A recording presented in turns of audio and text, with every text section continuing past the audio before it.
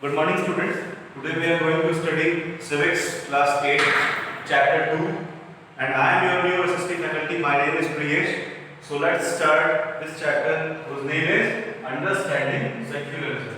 So what do we understand by listening this word secularism? इसका मतलब क्या होता है? ठीक है?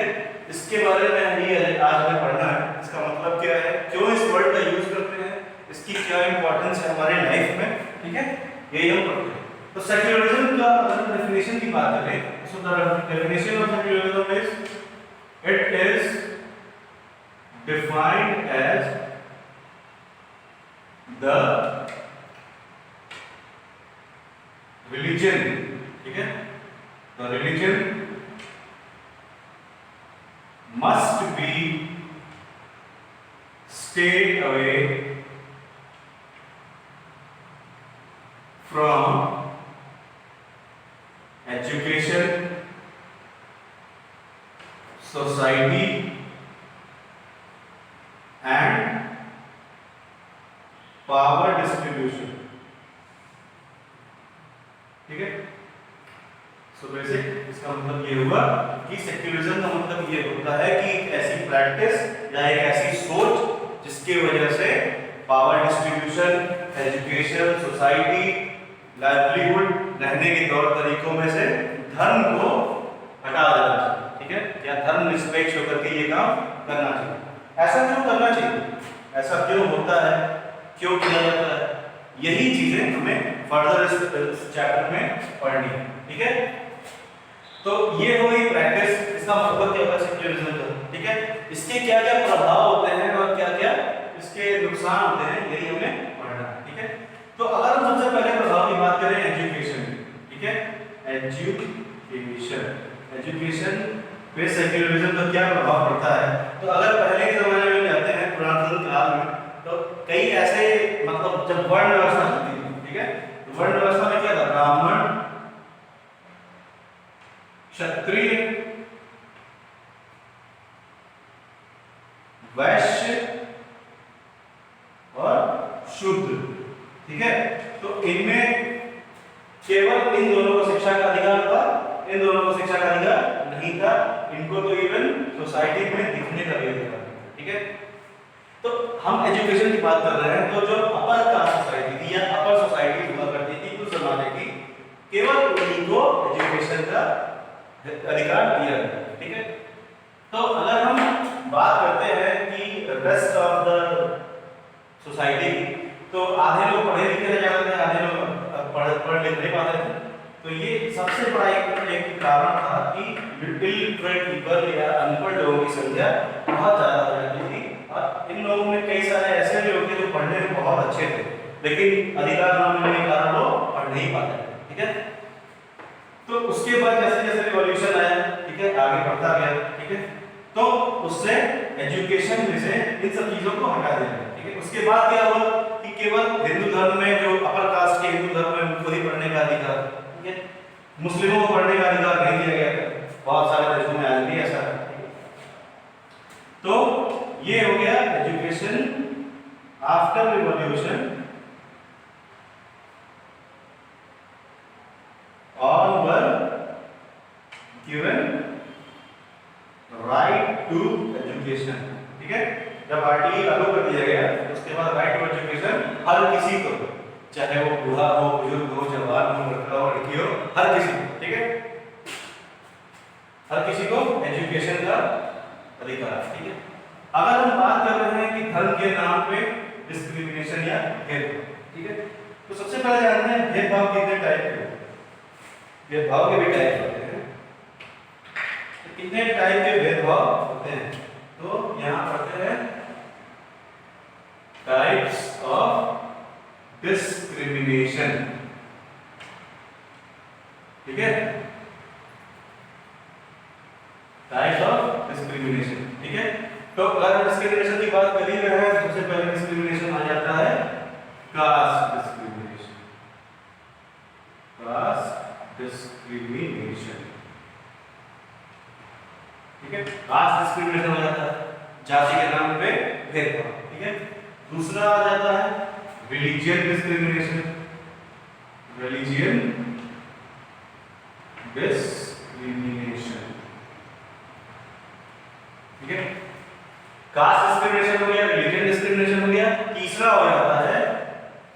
डिस्क्रिमिनेशन, कलर डिस्क्रिमिनेशन, ठीक है। चौथा क्या हो जाता है, क्रीड डिस्क्रिमिनेशन, क्रीड डिस्क्रिमिनेशन, ठीक है। क्रीड डिस्क्रिमिनेशन के बाद पांचवा जो आता है, जो कि बहुत पहले कॉमन था, आज भी कई जगहों पे कॉमन है, वो उसको कहते हैं जेंडर डिस्क्रिमिनेशन, जेंडर डिस्क्रिमिनेशन, ठीक है। Caste discrimination, religion discrimination, colour discrimination, creed discrimination, gender discrimination, ठीक है। ये 5 टाइप के डिस्क्रिमिनेशन को हमने जानना है, ठीक है। उसके बाद हम आएंगे इस पे सेक्युलरिज्म पे या रिलीजन डिस्क्रिमिनेशन पे कि ये क्या होता है और इसके बेसिस पे क्या-क्या चीजें फायदा वाला है, इससे क्या-क्या नुकसान, ठीक है। तो सबसे पहले शुरुआत करते हैं कास्ट डिस्क्रिमिनेशन, ठीक है। तो कास्ट डिस्क्रिमिनेशन में क्या होता था पहले कि कास्ट डिस्क्रिमिनेशन में सबसे पहले शुरुआत होती थी अपर कास्ट में, ठीक है। अपर कास्ट में क्या होता था कि केवल अपर कास्ट लोगों को ही कुछ ऐसे मौलिक अधिकार थे कि वो पढ़ाई कर सकते हैं, वही बाहर निकल सकते हैं, वही इस सोसाइटी के जो इंपॉर्टेंट काम है ये केवल इन्हीं के बस है, बाकी कोई नहीं कर सकता, ठीक है। जैसे अपर कास्ट लोगों में जैसे वर्ण व्यवस्था के हिसाब से ब्राह्मणों को सबसे ऊपर रखा गया था, वैसे ही कास्ट डिस्क्रिमिनेशन में कुछ ऐसे कास्ट थे जिनको सबसे ऊपर रखा गया था, बाकी लोगों के नीचे। तो इस वजह से क्या हुआ था कि जो अपर कास्ट लोग थे,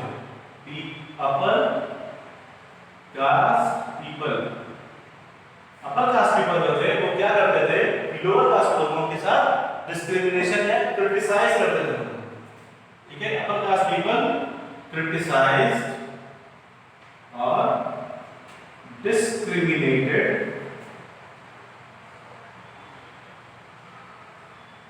lower caste people, ठीक है। अपर कास्ट पीपल क्रिटिसाइज और डिस्क्रिमिनेटेड लोअर कास्ट पीपल, इसका क्या मतलब हुआ, इसका मतलब ये हुआ कि ये जो ऊपर के कास्ट के लोग थे वो अपने से नीचे वालों की कदर नहीं करते थे और वो उनको बहुत ज्यादा क्रिटिसाइज करते थे या डिस्क्रिमिनेट करते थे, मतलब भेदभाव करते थे या उनकी बहुत बेइज्जती किया करते थे या इज्जत नहीं करते थे, ठीक है। तो खत्म होता है पहला टॉपिक, इसका नाम था कास्ट डिस्क्रिमिनेशन। अब सेकंड पे आते हैं। सेकंड क्या है, religion discrimination. Religion discrimination basically इस चैप्टर का भी टॉपिक है, यही है सेक्युलरिज्म या रिलीजन डिस्क्रिमिनेशन, एक ही चीज है। इसको सबसे लास्ट में डिस्कस करेंगे। इसके बाद आते हैं कलर डिस्क्रिमिनेशन। क्या होता है कलर डिस्क्रिमिनेशन में, on the basis of color people were not respected and people were not respected and were discriminated। Colour discrimination की बात कर रहे हैं तो इसमें सबसे ज्यादा अगर इफेक्ट पड़ा था, सबसे ज्यादा इफेक्ट इसका हुआ था अमेरिका में, ठीक है। अमेरिका में जो वाइट दो सोसाइटी थी, वाइट पीपल सोसाइटी और ब्लैक पीपल सोसाइटी, यूएसए को दो पार्ट्स में डिवाइड कर दिया गया था अर्लियर टाइम्स में, ठीक है। एक थी वाइट पीपल सोसाइटी, एक थी ब्लैक पीपल सोसाइटी। तो वाइट पीपल सोसाइटी वो हायर क्लास मानी जाती थी और black people society lower class मानी जाती थी, ठीक है। जो वाइट्स थे या वाइट पीपल सोसाइटी के लोग थे वो ब्लैक पीपल सोसाइटी के लोगों की इज्जत नहीं किया करते, इनको बेसिक अधिकार भी नहीं मिले हुए थे यूएस में, ठीक है। और वाइट पीपल जो थे उनको बहुत सारे ऐसे राइट्स थे जो यूएस की गवर्नमेंट में उन्हें दे रहे थे, ठीक है। बाद में जैसे जैसे ये सारे रूल्स रेगुलेशंस को हटाया गया, ये डिस्क्रिमिनेशन भी कम होता गया और आज बहुत सारे लेवल पे बहुत अच्छे लेवल तक इसको रिड्यूस किया जा चुका है, ठीक है। कलर डिस्क्रिमिनेशन में क्या ऐसा होता है कि लोगों को फांसी भी दे दी जाती थी on the basis of their colour, ठीक है। ब्लैक पीपल्स को कई बार अभी लेटेस्ट अभी एक अमेरिका की न्यूज़ आई थी कि एक ब्लैक प्रोटेस्टर था, ठीक है। तो ब्लैक प्रोटेस्टर को अमेरिका के एक कॉप ने जो कि पुलिस ऑफिसर था उसने अपने इस घुटने से दबा करके उसकी जान ले ली, ठीक है। क्यों? क्योंकि वो एक वैलिड रीजन के लिए प्रोटेस्ट कर रहा है, वैलिड रीजन प्रोटेस्ट की वजह से उसको पकड़ा पुलिस वालों ने और उसको मार दिया। ठीक है, ये हो गया कलर डिस्क्रिमिनेशन की बात की on the basis of colour, गोरे और काले में भेदभाव करने की वजह से कलर डिस्क्रिमिनेशन नाम का टॉपिक है। ठीक है, इसको क्या कहते हैं, इसका मैंने इसको डिस्क्राइब कर दिया क्या होता है। ठीक है, यूएस को ब्लैक पीपल व्हाइट पीपल में डिस्क्राइब किया गया, डिवाइड किया गया। अब आते हैं क्रीड डिस्क्रिमिनेशन। क्रीड डिस्क्रिमिनेशन ये होता है कि क्रीड यानी कि कम्युनिटी के नाम पे, कम्युनिटी बेसिस पे किसी को बहुत ही हाई लेवल पे टॉर्चर करना, डिस्क्रिमिनेट करना is known as creed discrimination. Community in the sense ये हो जाता है कि अगर कोई हाई क्लास सोसाइटी में आप रहते हैं, ठीक है, तो वहां पे कुछ लोग ऐसे भी होते हैं जो बहुत हाई क्लास के होते हैं, जिनका अच्छे लोगों के साथ उठना बैठना होता है, जो बहुत ज्यादा अमीर होते हैं, पैसे वाले होते हैं। तो और कुछ लोग ऐसे भी होते हैं कि जो बहुत लोअर क्वालिटी के भी होते हैं, ठीक है, लो सोसाइटी के होते हैं, उनके पास कम पैसे होते हैं, कम पैसे कमाते हैं। ठीक है, उनकी जो मीटिंग वगैरह होती है वो भी कुछ खास लोगों के साथ नहीं होती है। That is why on community basis also they are discriminated. So discrimination on the basis of creed basically इसलिए भी होता है ताकि लोग उसको देखें और बता सकें। You can divide the people into good community people and bad community people. ठीक है, कम्युनिटी बेसिस पे हो गया, इसको कहते हैं क्रीड डिस्क्रिमिनेशन। पांचवा आता है जेंडर डिस्क्रिमिनेशन। जेंडर डिस्क्रिमिनेशन तो आज भी बहुत हुआ, जेंडर के बेसिस पे लोगों को डिस्क्रिमिनेट किया जाता है। ठीक है, ठीक है, तो जेंडर डिस्क्रिमिनेशन में बेसिकली पहले तो बॉयज गर्ल्स सीधे लड़के और लड़कियों में भेदभाव होता था। अब तीसरी एक क्वालिटी जो है वो आती है, हाँ, बॉयज और गर्ल्स ट्रांसजेंडर, ट्रांसजेंडर। ठीक है, तो पहले अगर इंडिया की बात करें तो इंडिया में सबसे पहले बॉयज और गर्ल्स के बीच में बहुत भेदभाव होता था कि जो काम लड़के कर सकते थे वो लड़कियां नहीं कर सकती। ठीक है, लड़के अगर रात तक बाहर घूम रहे हैं, लड़कियां बाहर रात में नहीं निकल सकती। This was the basic discrimination that took place in India in early Indian societies. ठीक है, तो लड़कियों को शिक्षा का अधिकार नहीं था। ठीक है, लड़कियों को बहुत छोटी उम्र में ही शादी कर दी जाती थी, बाल विवाह जिसको कहते थे। ठीक है, child marriage, girl child marriage होता था, तो उसको बहुत छोटी उम्र में लड़कियों की शादी कर दी जाती थी, उसको रोका गया। ठीक है, उसके बाद लड़कियों को शिक्षा का अधिकार मिला। वो शिक्षा के क्षेत्र में, खेलकूद के क्षेत्र में, पॉलिटिक्स में, हर जगह अब इनको समान अधिकार मिला हुआ है।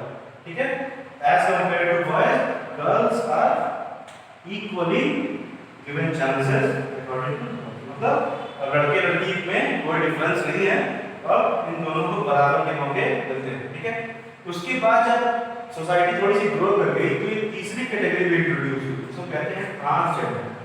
ट्रांसजेंडर का मतलब ये होता है कि ये इन लोगों को सोसाइटी अलाउ नहीं करती। ठीक है, सोसाइटी क्यों अलाउ नहीं करती है? क्योंकि जैसे कि ये नॉर्मल लोग होते हैं, ठीक है, इनके साथ क्या होता है, due to some imbalances in their body, they are having some different features as compared to boys and girls. ठीक है, जेंडर डिस्क्रिमिनेशन में ये भी बहुत बड़ा टॉपिक है आज की डेट में। ठीक है, तो ट्रांसजेंडर्स को हमारी सोसाइटी अलाउ नहीं करती। ठीक है, तो सोसाइटी की वजह से इनको लोग अपने पास खड़े नहीं होने देते हैं, अपने आप से दूर भगा देते हैं। ठीक है, इनके साथ जो है ठीक से बिहेव नहीं करते हैं। ठीक है, ये होता है जेंडर डिस्क्रिमिनेशन। ठीक, अब आते हैं अपने बेसिक टॉपिक पे जिसका नाम है रिलीजन डिस्क्रिमिनेशन। ये ठीक है, बात करेंगे रिलीजन डिस्क्रिमिनेशन। ठीक है, तो रिलीजन डिस्क्रिमिनेशन में होता है जब आपके साथ धर्म के नाम पर भेदभाव होने लगे, या फिर आपको ऐसा लगे कि आप किसी एक ऐसे एरिया में हैं जहाँ पे किसी एक धर्म को सबसे ज़्यादा मान्यता दी गई है, प्रायोरिटी दी गई है, वहाँ आपकी कोई इज्जत नहीं है, आपको कोई अधिकार वहाँ के नहीं मिल रहे हैं, इसका मतलब है you are being affected by religion discrimination. Religion discrimination में बेसिकली क्या होता है ना कि जब किसी एरिया में या किसी कंट्री में एक धर्म को या एक रिलीजन को सबसे ज़्यादा मान्यता दी जाती है, तो वो दूसरे रिलीजन्स को बहुत ज़्यादा टॉर्चर करते हैं या क्रिटिसाइज करते हैं। ठीक है, अगर हम बात करें किसी एक कंट्री की एग्जांपल की बात करते हैं, यूएसए अगर एक कंट्री लेते हैं, ठीक है, तो this country is Christian country. ऐसा क्यों कहा जाता है? क्योंकि यहाँ क्रिश्चियंस की मेजॉरिटी है। मेजॉरिटी का मतलब यहाँ क्रिश्चियन धर्म के लोग बहुत ज्यादा हैं। ठीक है, उसके बाद हम बात करते हैं यहाँ पे जो बाकी धर्म के लोग हैं उनके साथ कैसा व्यवहार होता है, क्या करते हैं वो लोग। ठीक है, तो रिलीजन के बेसिस पे अगर हम डिस्क्रिमिनेशन यूएसए में बात करते हैं तो ये है मेजॉरिटी, और यहाँ की माइनॉरिटीज क्या हो जाएंगे? हिंदू, मुस्लिम, सिख। ठीक है, हिंदू, मुस्लिम, सिख, बुद्धिस्ट, अरे मतलब जितना सारे अलग अलग धर्म हो जाएंगे क्रिश्चियन के अलावा, ये सारे यहाँ की माइनॉरिटी हो जाएंगे। ये क्या करते हैं कि क्रिश्चियंस अगर यहाँ पे प्रायोरिटाइज्ड हैं तो ये चाहते हैं कि ये सारे धर्म भी इनके साथ चलें। ठीक है, इनके साथ चलने का मतलब ये है कि क्रिश्चियंस या जो प्रायोरिटाइज्ड रिलीजन है वो इनको अपने रिचुअल्स को फॉलो करने नहीं देते। ठीक है, नहीं देते हैं तो खैर नॉर्मल हो चुका है, लेकिन डिस्क्रिमिनेशन की बेसिस पर अगर बात कर रहे हैं तो ये इनको अपने रिचुअल्स फॉलो नहीं करने देते हैं, जबरदस्ती इन पे अपने रूल्स को, अपने रिचुअल्स को इंपोज कर देते हैं कि आप हमारे रिचुअल्स को फॉलो करो। ठीक है, तो कई बार ऐसा हुआ है यूएस में ही, अगर हम बात कर रहे हैं यूएस में कई बार जो हिंदूज हैं, ठीक है, मुस्लिम हैं, तो की कई बार मर्डर हो जाता है तो वहाँ की जो पुलिस है वो जल्दी कार्रवाई नहीं करती क्योंकि दे वर नॉट देयर पीपल। ठीक है, वो खाली अपने लोगों की सबसे ज़्यादा प्रायोरिटाइज करती है। ठीक है, तो ये हुई बात धर्म के नाम पे भेदभाव। ठीक है, अब हम कुछ कंट्रीज के नाम लेंगे। यूएस की बात हमने करी, ठीक है, कुछ कंट्रीज के बेसिस पे हम डिसाइड करते हैं कि मेजॉरिटीज क्या हैं और माइनॉरिटीज क्या क्या हैं कुछ कंट्रीज में। ठीक है, सबसे पहले कंट्री की हम बात करते हैं तो सबसे पहले आता है यूएसए ही ले लेते हैं, दूसरी ले लेते हैं सऊदी अरेबिया, जिसको अरब भी कहा जाता है। ठीक है, तीसरा ले लेते हैं पाकिस्तान, चौथा ले लेते हैं अफगानिस्तान,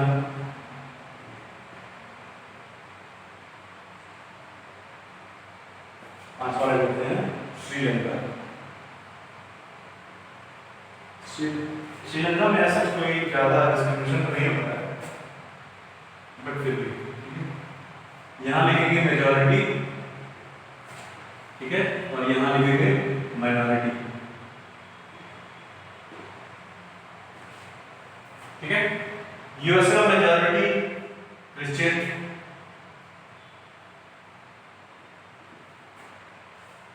और माइनॉरिटी वेस्ट।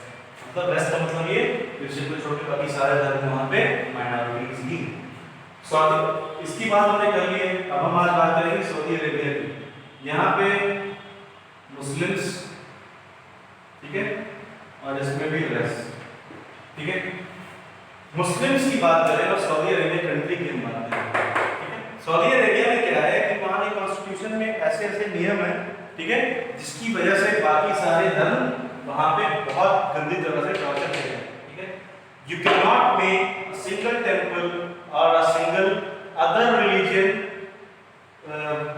प्रेयर प्लेसेस, ठीक है, सिवाय मस्जिद के आप वहां कुछ नहीं बना सकते। अगर आप हिंदू हैं तो वहां पे कोई आप टेंपल नहीं बना सकते, अगर आप क्रिश्चियन हैं तो वहां आप चर्च नहीं बना सकते, अगर आप सिख हैं तो आप वहां गुरुद्वारा नहीं बना सकते, अगर आप ईसाई हैं तो चर्च नहीं बना सकते। ठीक है, तो सऊदी अरेबिया की कॉन्स्टिट्यूशन ने ये अधिकार इनको दे रखा है कि केवल मुस्लिम्स का ही वहां पे राज होगा और मुस्लिम जो प्रेयर प्लेसेस हैं या मॉस्क हैं, मस्जिद हैं, यही केवल बन सकते हैं। ठीक है, सऊदी अरेबिया की ऐसी भी एक रूल एक ऐसा भी रूल है जिसकी वजह से आप साथ में प्रेयर नहीं कर सकते। If you have a community of Hindu people, so all the community, the whole community can't pray in public place together, ठीक है। एक साथ पूरी कम्युनिटी कभी भी प्रेयर नहीं कर सकती, ठीक है। ये भी सऊदी अरेबिया का नियम, ठीक है। अब आते हैं पाकिस्तान में। पाकिस्तान में भी मेजॉरिटी मुस्लिम्स, ठीक है। अफगानिस्तान में भी मुस्लिम्स, ठीक है। और श्रीलंका में बुद्धिस्ट, ठीक है। बात करते हैं पाकिस्तान की। पाकिस्तान में मुस्लिम कंट्री है पाकिस्तान, ठीक है। तो जब इंडिया आज़ाद हुआ, इंडिया गॉट इंडिपेंडेंस इन 15 अगस्त 1947, तो जब इंडिया आज़ाद हुआ था तो पाकिस्तान में रहने वाले हिंदू सिख धर्म के जो लोग थे उनको पाकिस्तानियों ने मार डाला था, ठीक है। मारने इन द सेंस ये कि जब वो इंडिया वापस आने लगे तो उन्होंने इंडियंस को मारना शुरू कर दिया, ठीक है। इंडियंस को मारना इसलिए शुरू कर दिया क्योंकि वो लोग उनके लोग नहीं, दे were only considering Muslim people, मुस्लिमों को केवल कंसिडरेशन करते थे कि इनको कुछ नहीं होना चाहिए, बाकी धर्म हमारे लिए कुछ नहीं, ठीक है। मारने लगे वो लोग, ठीक है। मारने के बाद ऐसा भी किया कि पाकिस्तान में कई सारे हिंदू टेम्पल्स थे और के सिखों के गुरुद्वारे भी कई सारे ऐसे थे जिनको तोड़ दिया गया, ठीक है। बुद्धिस्टों के बहुत सारे मंदिर थे वहाँ पे, उनको तोड़ दिया गया। तो यहाँ पे माइनॉरिटी वेस्ट यहाँ भी, ठीक है। अफगानिस्तान मुस्लिम, वेस्ट यहाँ भी। हाँ, तो पाकिस्तान में ऐसा भी हुआ था कि जो लोग बच गए थे, जो हिंदू बच गए थे वहाँ पे चोरी छिपे रह रहे थे, बाद में उन्होंने क्या किया, हिंदू चाहे सिख दोनों को जबरदस्ती उन्होंने मुस्लिम में कन्वर्ट कर दिया, ठीक है, पाकिस्तान। और ऐसा अफगानिस्तान में भी होता है, ठीक है। श्रीलंका में कोई डिस्क्रिमिनेशन नहीं है, बस मैंने इसलिए लिख दिया इसको क्योंकि यहाँ पे ये बुद्धिस्ट कंट्री, ठीक है। तो ये होता है कंट्रीज में बेसिकली जो हाई वहाँ पे प्रायोरिटाइज रिलीजन है उनकी बेसिस पे वहाँ पे डिस्क्रिमिनेशन होता है, ठीक है। यूएस, सऊदीया, पाकिस्तान, अफगानिस्तान, ठीक है। अब बात करते हैं इंडिया की, ठीक है। तो इंडिया में बहुत हाई लेवल पे डिस्क्रिमिनेशन होता है धर्म के नाम पर, ठीक है। इंडिया की कई ऐसा एरिया है जहाँ पे मुस्लिमों का राज है, ठीक है, वहाँ मुस्लिमों की मेजॉरिटी है। और एरिया वाइज के लिए ऐसा है कि जहाँ हिंदुओं की मेजॉरिटी है, जहाँ मुस्लिमों की मेजॉरिटी है वहाँ हिंदुओं को रेंट देते हैं जिनकी माइनॉरिटी है, और कई ऐसा एरिया जहाँ हिंदुओं की तो मुस्लिमों को रेंट नहीं देते। इसी वजह से इस देश में, हमारे देश में हर एक नियमित अंतराल के बाद, इंटरवल के बाद लड़ाई झगड़े धर्म के नाम पे होते हैं, ठीक है। It is better but its truth, ठीक है।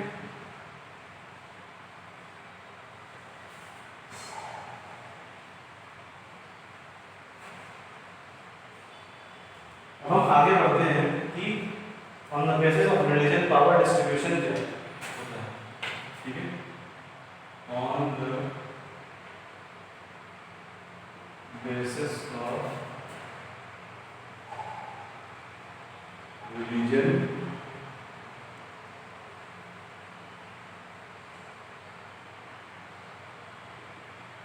power distribution, रिलीजन के बेसिस पे पावर डिस्ट्रीब्यूशन कैसे किया जाता है, कैसे होता है, यही अब हमें पढ़ना है। So we are going to start this topic on the basis of religion power distribution, ठीक है। तो पावर डिस्ट्रीब्यूशन कई एरिया में ऐसा भी होता है कि कुछ एरियाज में एक डिफरेंट रिलीजन को ही पावर दी जाती है और दूसरे रिलीजन्स को वहाँ पे कोई और बेसिक राइट्स नहीं, ठीक है। जैसे कुछ एरियाज की बात करें तो वहाँ पे अगर कोई एरिया हम लेते हैं, मान लेते हैं कोई एक एरिया है, एक स्टेट, ठीक है, वहाँ पे हिंदुओं का राज काफी दिन से चल रहा है, ठीक है।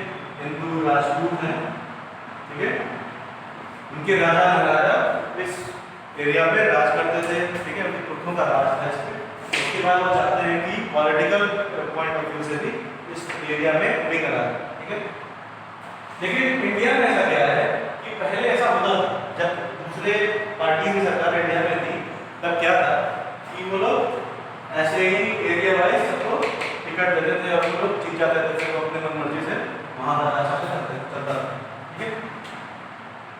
टू मेंटेन डेमोक्रेसी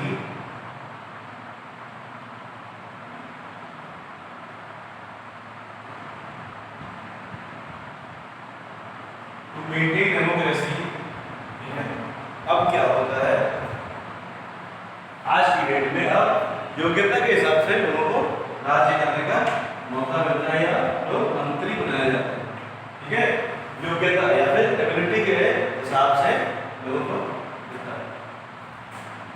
ठीक है, एबिलिटी का मतलब एजुकेशन। ठीक है, दूसरा पॉलिटिकल व्यूज, तीसरा क्या हो सकता है, एजुकेशन हो गया, पॉलिटिकल व्यू हो गया, तीसरा ये लीडिंग स्किल्स, लीडरशिप स्किल्स। ये कौन सा प्रतिनिधि जो है वो अच्छे से रूल कर सकता है, किसके अंदर ऐसा टैलेंट है कि वो किसी एक एरिया को डेवलप कर सकता है, किसी को एक एरिया की जिम्मेदारी दी जाए। ठीक है, अब पावर डिस्ट्रीब्यूशन में केवल ऐसा भी होता है कि एक आदमी जो है एक एरिया से जीत जाता है। ठीक है, उसके बाद वो चाहता है कि उसके परिवार में ही पावर रहे, दूसरे किसी के पास ना रहे। ठीक है, सपोज करते हैं कि एक नेता है। ठीक है, वो जीता एक एरिया में। ठीक है, उसने अपने कार्यकाल तक राज किया, फिर वो चाहता है कि उसका बेटा उसकी जगह पे मिनिस्टर बने या फिर चीफ मिनिस्टर बने। ठीक, तो ऐसा भी होता है कि एक घर से पावर न जाने की वजह से भी रिलीजियन डिस्क्रिमिनेशन को बढ़ावा मिलता है। रिलीजियन डिस्क्रिमिनेशन को पावर मिलता है या बढ़ावा। ठीक है, पावर डिस्ट्रीब्यूशन ये तो हमने बता दिया, ये क्या होता है।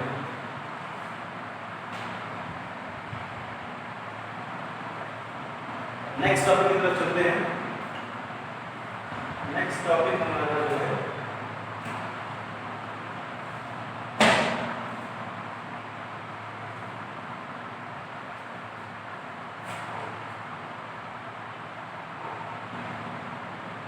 एक कंट्री का नाम लेते हैं पहले, उसका नाम है जर्मनी। ठीक है, जर्मनी, जब इस कंट्री का नाम हम सुनते हैं सबसे पहले दिमाग में क्या आता है, जर्मनी का डिक्टेटर हिटलर। ठीक है, डिक्टेटर एडॉल्फ हिटलर। ठीक है, इसी का नाम सबसे पहले दिमाग में आता है। ये क्या था भाई, ये एक तरह का रूलर था जर्मनी का, जिसने कि अपनी दिमागी पहुंच की वजह से क्या किया, एक कम्युनिटी या एक रिलीजन का पूरी तरह से खात्मा कर दिया। ठीक है, एडॉल्फ हिटलर ने क्या किया था कि उसने अपने रूल को और ज्यादा मजबूत करने के लिए, ठीक है, ज्यूज नाम की एक प्रजाति, ठीक है, ज्यूज, इसने ज्यूज से बहुत ज्यादा टॉर्चर किया उनको। ठीक है, टॉर्चर करने के बाद even millions of Jews were killed, millions of Jews were killed on the basis of their religion reviews. ठीक है, हिटलर को ये जाति अच्छी नहीं लगी, इसलिए इसने मिलियंस ऑफ ज्यूज को मरवा दिया। ठीक है, और जिस जाति का वो खुद था उस जाति को बढ़ने के लिए और बढ़ा दिया। अभी हाल ही में एक न्यूज आई चाइना से। ठीक है, चाइना में रहने वाले मुस्लिम्स के बच्चों को जबरदस्ती चाइना ने मारना शुरू कर दिया। ठीक है, और जो वहाँ की जो मेन जनसंख्या है या फिर मेन रिलीजन जो वहाँ का है, इसको उन्होंने कहा है टू इंक्रीज पॉपुलेशन,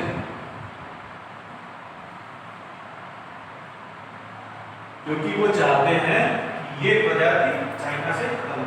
ठीक है, जैसे जर्मनी ने हिटलर में किया था, वैसे ही जिनपिंग ने चाइना में किया है, वो मुस्लिमों को खत्म कर रहा है, हिटलर ने ज्यूज को खत्म किया।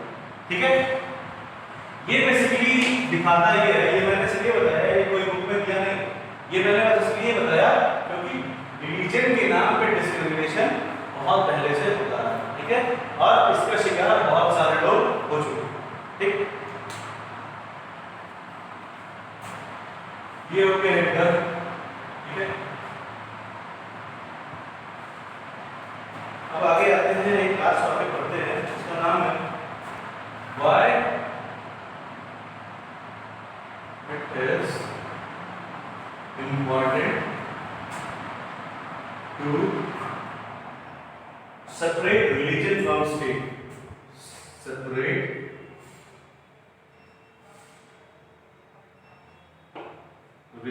Religion from state.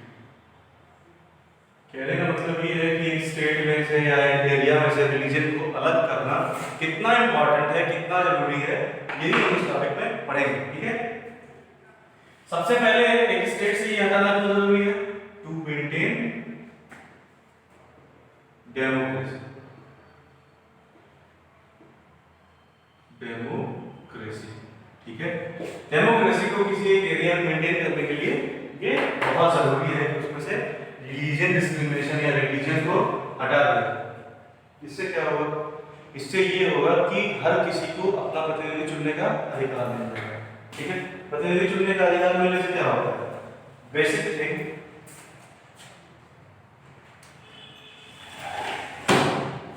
Basic thing ये होती है किसी एक एरिया में जब रिलीजन खत्म हो जाता है या फिर religious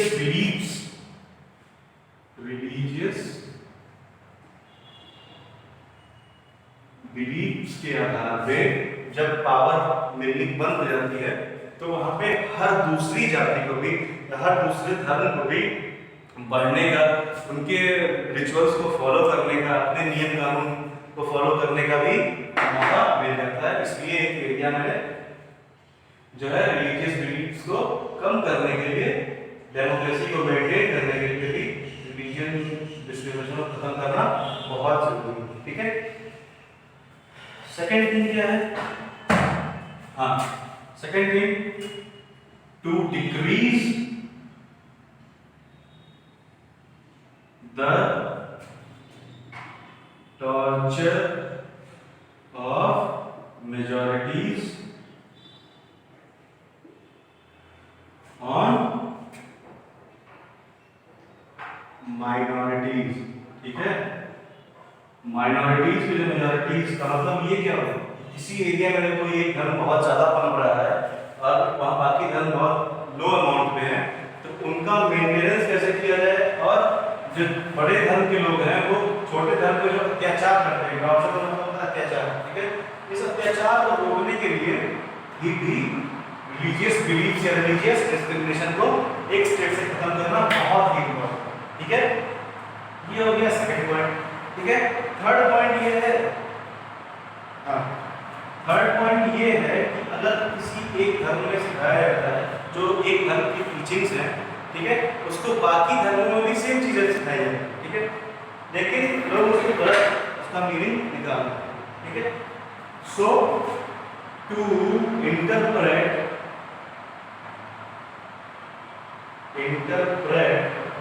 the teachings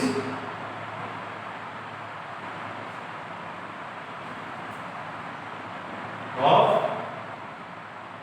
religion properly. For this also it is important to reduce or to delete or to decrease the religion discrimination from a area. ठीक है, एक एरिया से रिलीजन डिस्क्रिमिनेशन हटाने के लिए ये तीन बेसिक पॉइंट्स हैं कि इस वजह से, इन कारणों की वजह से इनको एक एरिया में से रिलीजन डिस्क्रिमिनेशन हटा देना चाहिए। रिलीजन नहीं, रिलीजन डिस्क्रिमिनेशन। ठीक है, किसी को भी धर्म के आधार पर पावर नहीं मिलनी चाहिए, कोई भी धर्म के नाम पर किसी पे अत्याचार नहीं कर सकता।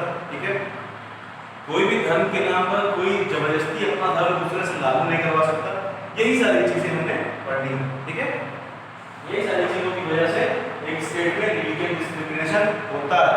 ठीक है, जब धर्म के नाम पे लोग एक दूसरे पे अत्याचार करते हैं या फिर किसी एक एरिया में एक धर्म को जबरदस्ती फॉलो करवाया जाता है दूसरे से, तभी धर्म के नाम पे भेदभाव शुरू हो जाता है। ठीक है, आज भी ऐसा है कई जगहों पे कि एक धर्म को लोग बहुत सही मानते हैं, कुछ किसी धर्म को लोग बहुत ज्यादा गलत नहीं मानते हैं। ठीक है, लेकिन हर आदमी की थिंकिंग अलग अलग होती है। ठीक है, so we can't impose our own religious beliefs on someone else. Okay, उनके पास अपनी धार्मिक इच्छा है, धार्मिक सोच है उनकी, दूसरे की उसके साथ धार्मिक सोच है।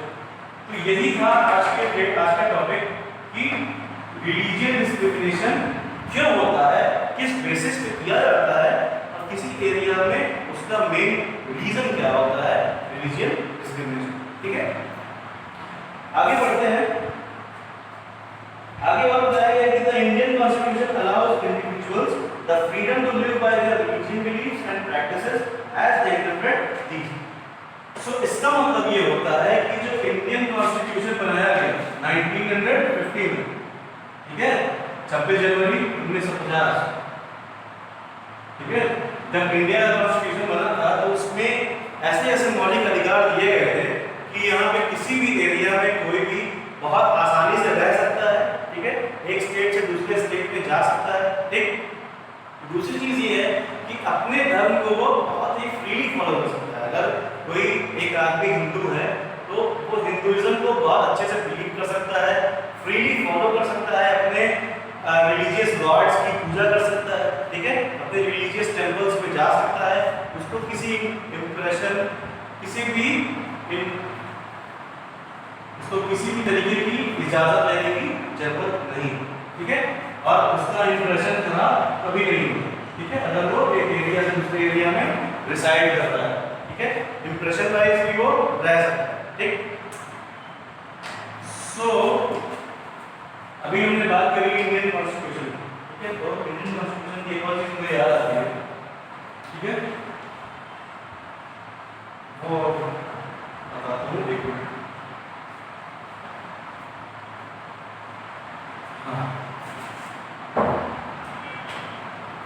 So in Indian Constitution, Indian constitution में बेसिकली क्या लिखा है कि कोई भी धर्म किसी भी एरिया में आसानी से अपने बिलीफ्स को फॉलो कर सकता है, आसानी से अपने नियम कानून को फॉलो कर सकता है, ठीक है, उसके ऊपर कोई भी एक दूसरा इंडिविजुअल अपने धर्म को इम्पोज नहीं कर सकता, ठीक है। This is a very important topic. You can't impose your own religious beliefs on any other religion. Okay? So अगर एक धर्म ने सिखाया है कि live like humans, ठीक है, अगर किसी धर्म में सिखाया जाता है कि इंसानों की तरह रहो, ठीक है, and maintain humanity in yourself. Okay? I'm talking this because today is World Humanitarian Day. Humanitarian Day, विश्व मानवता दिवस आज है, इसलिए मैं ये बातें आज कर रहा हूँ। अगर किसी एक धर्म में सिखाया जाता है कि इंसानों की तरह रहो और don't let humanity inside you get up, ठीक है, मतलब ये है कि अपने अंदर की इंसानियत कभी खत्म नहीं होने देना चाहिए, ठीक है। सो मेरा ये बिलीफ ये कहता है कि हर धर्म में यही चीज सिखाएगी, ठीक है, बट कुछ लोग ऐसे हैं जो इसको नहीं मानते, वो कहते हैं कि हमारा धर्म ये सिखाया गया, हमारा धर्म ये सिखाया, ठीक है, वो हर धर्म की टीचिंग्स को अलग अलग तरीके से इंटरप्रेट करते हैं, ठीक है। सो we should respect all the religions, ठीक है, and we should not impose our belief on any other religion, ठीक है। So this was all for today's video. इस चैप्टर के कुछ टॉपिक्स मैंने आज डिस्कस किए, कुछ जो रेस्ट टॉपिक्स है वो नेक्स्ट वीडियोस में डिस्कस किए जाएंगे, ठीक है। So hope you all enjoyed this video and gained some knowledge from this video. If you have any queries regarding this topic, regarding this video, you can keep your queries in comment section below. So like this video, comment on this video and subscribe to our channel, that is IRS Prime. And very happy World Humanitarian Day to every watching people. Thank you so much for watching.